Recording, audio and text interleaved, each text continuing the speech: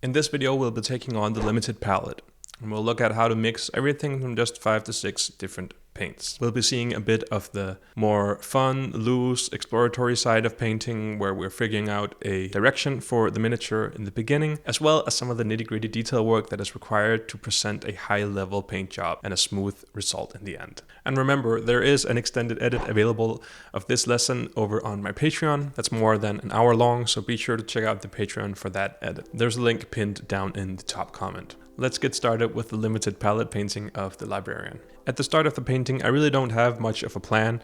All I know is that I want to limit myself to this quite restrictive palette and really show just all of the different nuances that we can still pull out of this quite limited gamut. We're using Cartacci Red from Chimera, Phthalo Blue from Golden So Flat, Warm Yellow from Chimera, and I think I include some Burnt Umber a little bit later on in the painting as well. We have Titanium White from Schminke and Black from AK. For the beginning of the painting, I'm mixing this quite dark desaturated blue tone that we can use in the shadows all around. I'm covering the entire model with a shadow tone and making sure to put these darker paints into the recesses of each part of the model.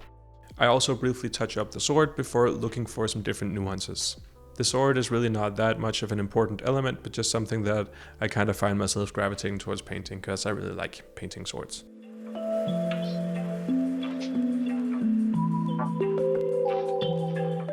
My first idea here is to paint the marine in sort of a dark green color and have this white cloak.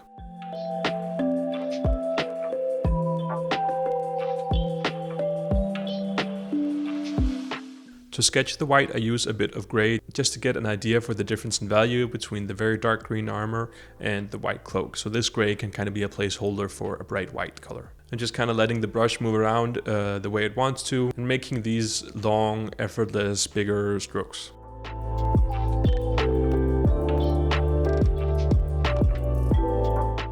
I'm mixing a bit of a brighter green for some highlights for the green armor. And seeing this on the model, I decide that I really don't like this green, so I try to go for more of a darker red instead, mixing red and black to make a darker red tone for the armor.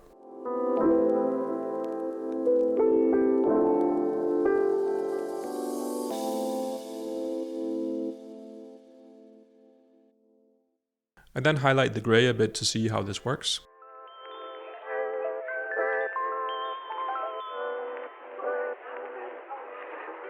And as you can see, I'm in the process of feeling out different colors and trying out different schemes here in the beginning. This part of the painting should really be about fun and exploration.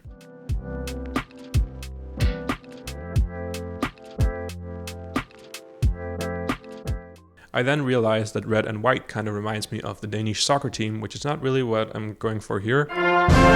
So I add some orange to the red very quickly to try to see if some gold could work. And you can see just in how few brushstrokes I have a sketch of the gold that gives the impression of how this would look with the white. I now decide that I kind of like this bluish white and this very warm gold tone together.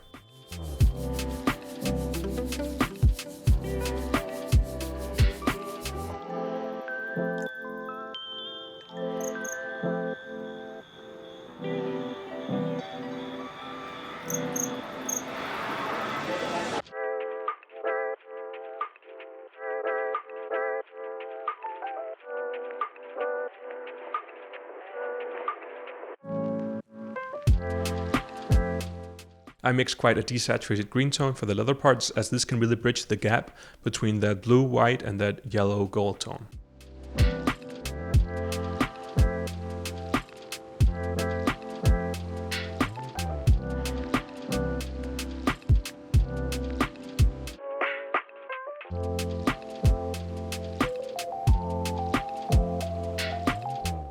I then sketched the light placement on the glove a little bit more clearly, as I think this is quite an important part of the mini.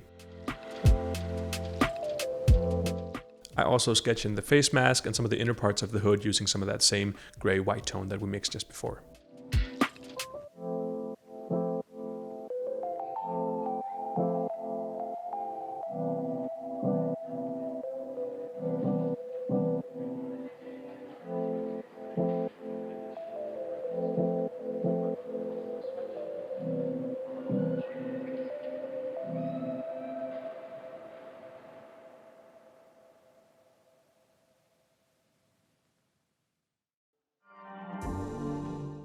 I also now indulge a bit in the temptation of painting this shiny non-metallic metal sword, looking to place the brightest reflections on the highest side of the sword that faces towards the light. It's not a super essential part of the painting at this stage, but really just something I do because I kind of fall into the trap of looking at the details now. I build up some highlights slowly and then glaze them with a bit of blue to integrate them into the midtones.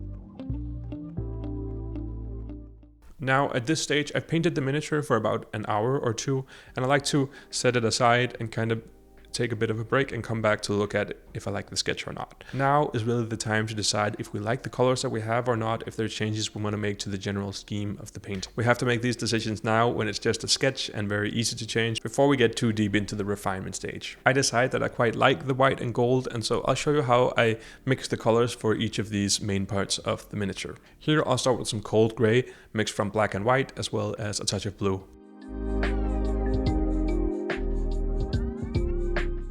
And as I brighten these mixes using more and more of the white, I'll add in a little bit of yellow as well to show some of the warmth in the light and to tie the colder whites together with the warmer gold tones.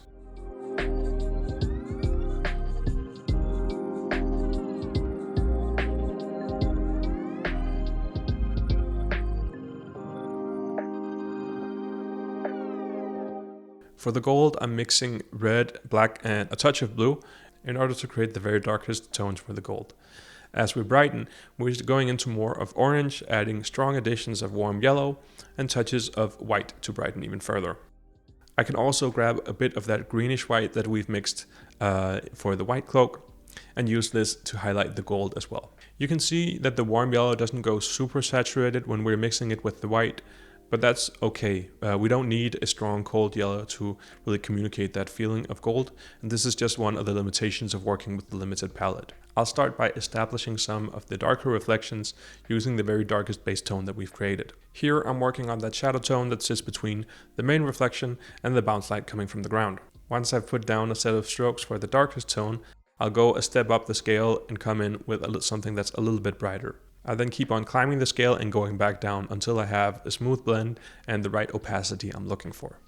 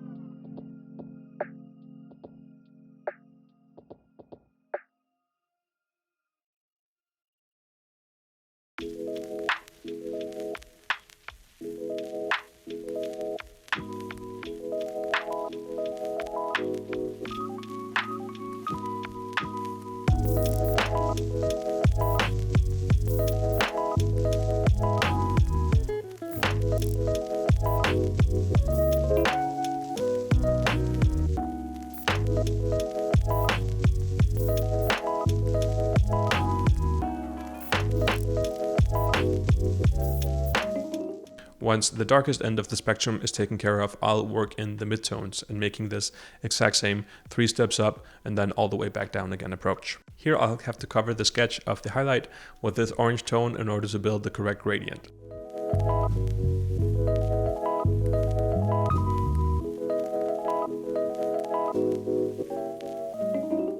And this orange midtone corresponds to the value of the bounce light quite nicely. Once I like the blend in the midtones, we can see that the non-metallic metal effect gold is there, and now we really just need to push that highlight with just a tiny bit of white in order to get that final brightest shine.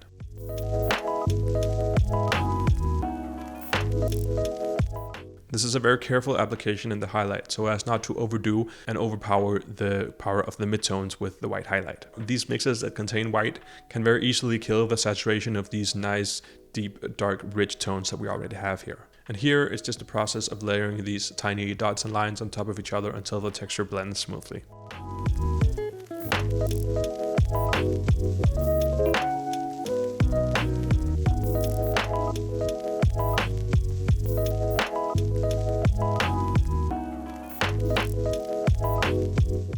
If the white becomes too dominant, I can always glaze over the entire thing with a bit of warm yellow to knock it back down a bit and integrate it a little bit into the midtones. Once I get the balance just right, I get this non-metallic metal gold effect that I really enjoy.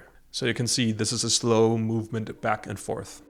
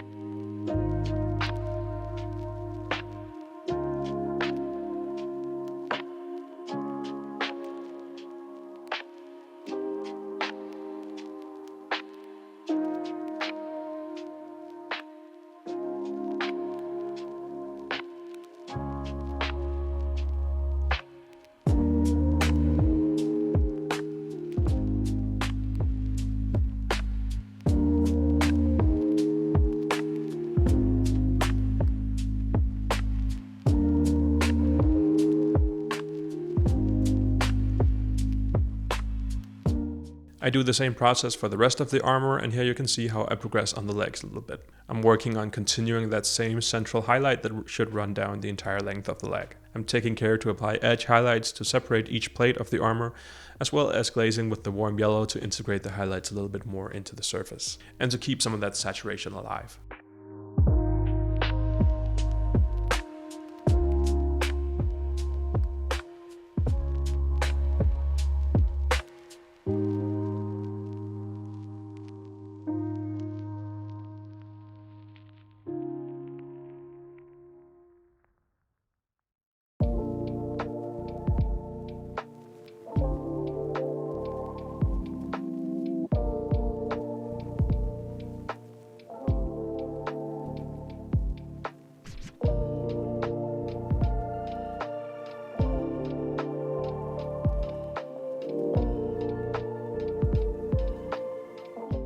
The thing that frustrates most people when painting white is the transparency in the pigment and perhaps the overuse of pure white when trying to paint. In my experience, this is what causes most people to shy away from trying to paint white in general. Instead, I will look to use the transparency of the pigment to my advantage when painting. This means that we'll gradually build up to getting that nice creamy white color in quite many layers. To complement the flow of the sculpt, I'll paint in these long lines that run down the length of the fabric. And to avoid any chalkiness, I'll build up gradually from a bluish gray and adding more and more of the mid-tone and making sure that I have good opacity at each step of the way before going to the next tone. And I'll allow for quite a bit of blue and gray tones to be shown in the recesses of the white. And while yes, it is true that this process takes longer than if we were painting blue, for instance, I still think that the transparency of the strokes allow for some really interesting shifts in color and to show some of that blue-gray through in a very nice way.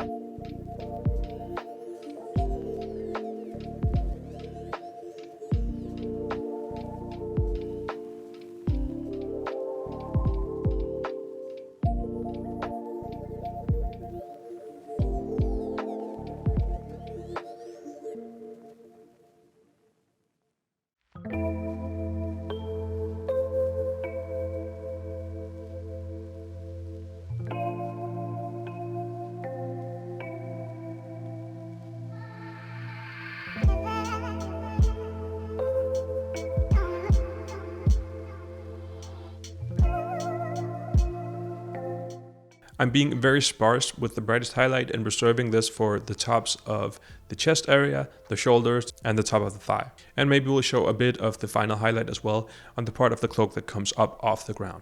You can think of white almost as pure value. You're taking away color, but you're adding so much brightness. So it's very potent and can be hard to blend, but the transparency really makes that easier. You just have to have the patience to layer these things for a while before accepting that you have opaque white. Even this very heavily pigmented Schmincke Titanium white still has a bit of transparency when trying to paint pure white. In the end here, I can make the thinnest, and I mean thinnest, glaze known to man, to slightly darken and stain some of the midtones in the white. Don't overdo this, a little goes a long way at this stage. And make sure to feather out the edges of the glaze so you don't get this coffee staining effect.